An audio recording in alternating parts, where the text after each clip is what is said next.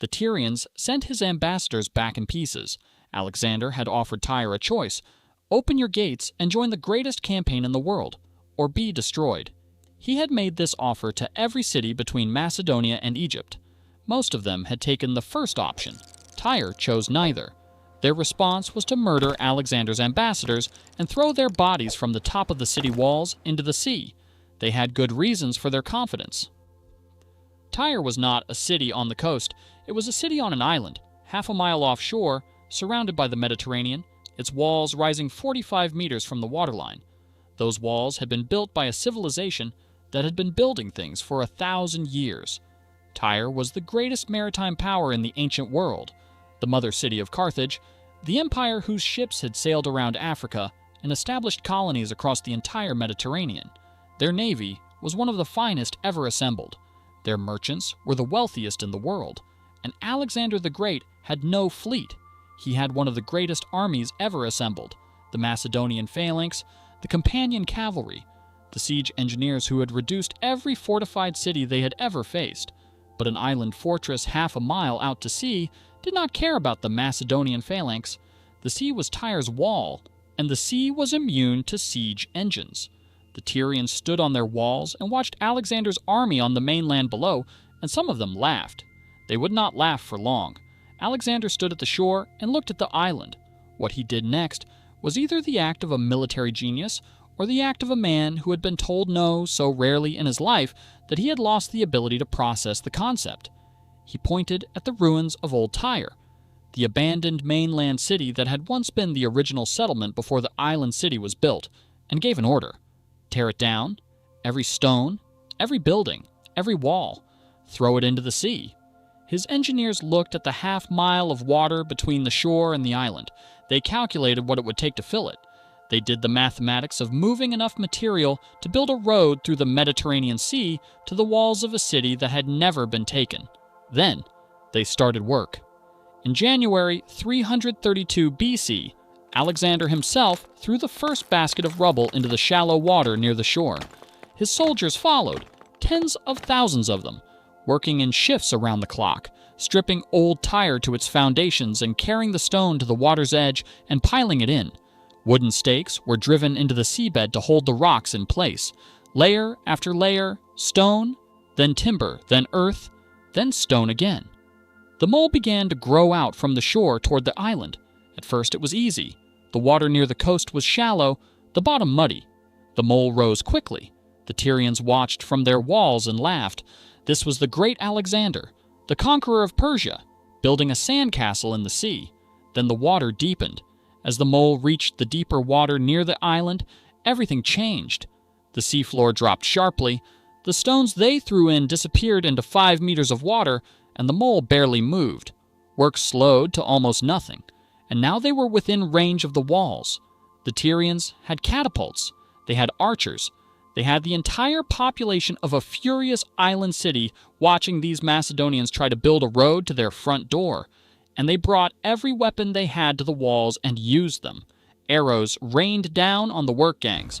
Boulders launched from catapults crashed into the growing mole and the men working on it. The soldiers who had been warriors on open ground were now construction workers in an open-air killing zone with nowhere to hide. Alexander built 2 siege towers, massive timber structures covered in rawhide to resist fire, and positioned them at the end of the mole to return fire. The workers built palisades along the sides of the road to give themselves cover. They kept going. The Tyrians watched the towers rise. Then they solved the tower problem with a piece of engineering that matched Alexander's own ingenuity. They found an old horse transport ship.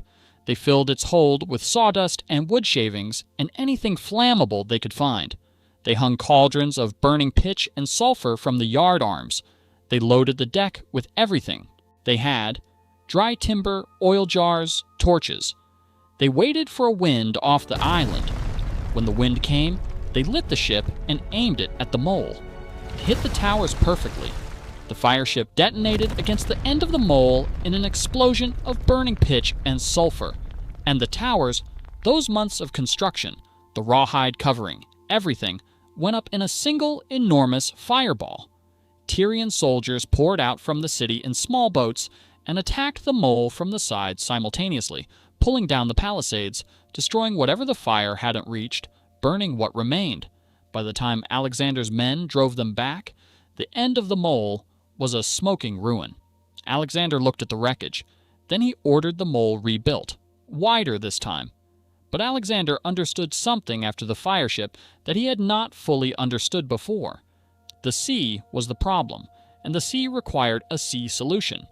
He left his engineers rebuilding the mole and rode north to Sidon. He called in every favor from every ally Rome, from every coastal city that still owed him something. The kings of Cyprus sent 120 ships. Ships came from Byblus, from Aradus, from Rhodes, from Lycia, from Cilicia. When Alexander returned to the siege 7 weeks later, he brought a fleet of more than 200 warships. The Tyrians sent out their own fleet to meet him. It was a disaster for Tyre. Their navy, formidable by any normal standard, was simply outmatched by 200 ships from half the Mediterranean. Alexander's fleet drove the Tyrian warships back into their harbors and blockaded both entrances. The island that had been protected by the sea was now imprisoned by it. Now the mole reached the walls. Alexander mounted his largest siege engines on ships, battering rams and catapults on specially modified vessels that could be rowed directly to the base of the walls and held in position. He hit the walls from the sea while his engines on the mole hit them from the landward side. The Tyrians defended with desperate ingenuity. They dropped enormous rocks into the water to foul the approach of the ships, and Alexander sent divers down to clear them. They stretched ropes across the front of their walls to catch and deflect projectiles, and Alexander's men cut the ropes. They poured sand heated in bronze bowls over the walls onto the men below, burning sand that slid under armor and could not be brushed away. And the men below held their positions and continued working. 7 months after Alexander had thrown the first basket of rubble into the water, a section of the southern wall cracked under the battering rams. Then it fell. Alexander was in the first wave through the breach. He had led the assault on the causeway himself when it was under fire. He had sailed with the fleet. He had been present at every stage of 7 months of siege. And when the wall finally gave way, he was not watching from a command post. He was at the head of the Macedonian infantry, going through the hole. The fighting inside Tyre was brief and total. The city that had laughed at Alexander from its walls, that had murdered his ambassadors and thrown their bodies into the sea, that had held out for 7 months against the greatest military mind of the age. It fell in hours. 8,000 Tyrians died in the fighting.